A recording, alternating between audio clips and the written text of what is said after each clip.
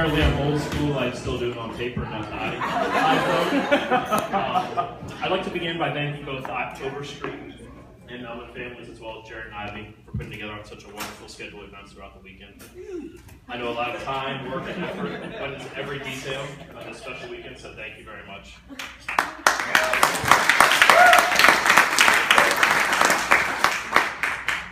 Jared and I first met in high school as we shared similar class schedules and both involved in the DECA, a marketing and business group in high school. We would hang out on weekends or after school on occasion, but we still had different circles of friends. It wasn't until we arrived at the University of Florida that we became such close friends. As we both moved up to Gainesville to begin our college years, Jared would work out almost every day, or every other day with my dorm roommate. I know what you're thinking. Yes, at one point in life, Jared did work out.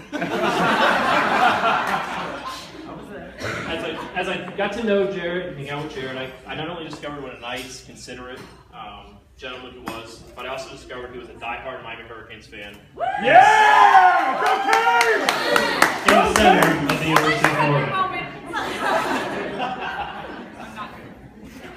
At this point, our friendship could not be broken. We were two diehard Cane fans in the middle of the University of Florida. Towards the end of our freshman year, we were still deciding on where to move for our sophomore year. My dorm roommate was moving to his fraternity house, so I needed to find a new roommate and place to live. Halden, my best friend from high school, Josh, Halden's brother, and I all decided we were going to live together and move into an off-campus apartment. We needed a fourth roommate, and Jared was the perfect fit. It was at this time that 838 was formed.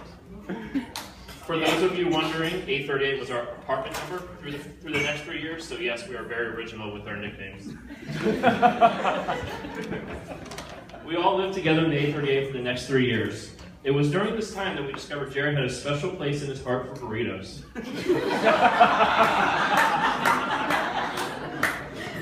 One night, while we were throwing a party, Jared was in one of his moods, fighting with an ex-girlfriend, down the hall in his room.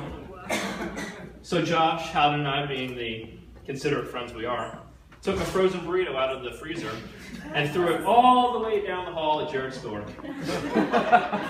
This was our way of saying, Jared, come on, it's fun. Let's have, come out, have some fun. He didn't see it that way. That burrito came back in the kitchen as fast as it went down. However, I believe this burrito incident inspired Jared to take a job rolling his own burritos at Moe's.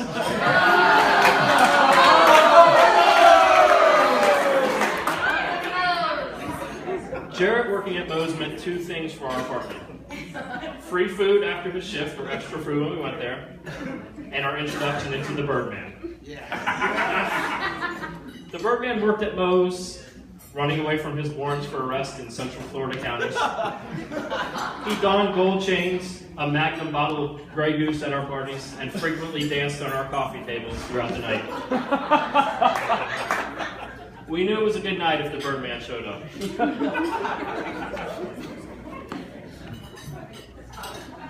During those years, I always remember our multiple TV setup, Super Troopers on loop on one TV, while we watched sports on the other.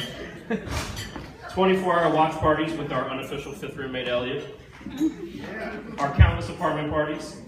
Breaking up fights between Halden and Josh over Fruit Loops or laundry.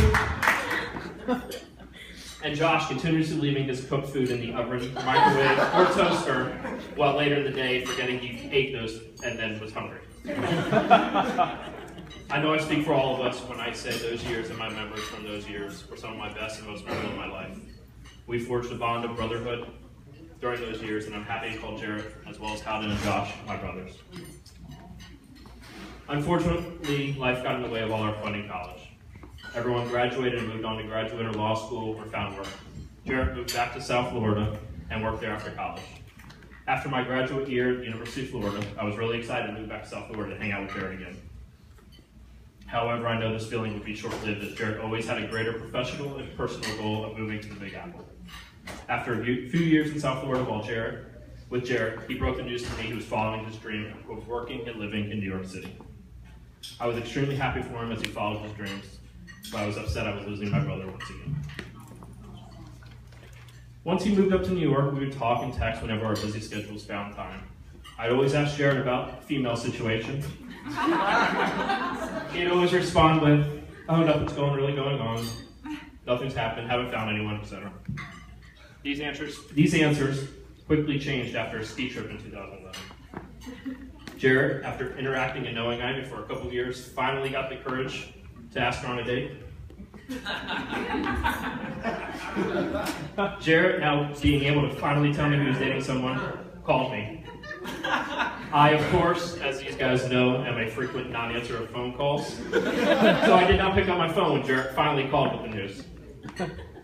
A couple weeks went by, and Melissa, my wife, kept asking me, "Have you spoken to Jared?" as she already knew the news, as they were planning a surprise trip. So I finally called him back, and he shared the wonderful news. I could tell in his voice that he was quickly falling in love with Ivy. After hearing of this news, this meant only one thing. I needed to take a trip to the Big Apple. So my wife and I planned a trip to New York in the summer of 2012. We spent the majority of the weekend with Jared and Ivy, which included an extra night after our Sunday night flight got canceled at LaGuardia, as you New Yorkers know.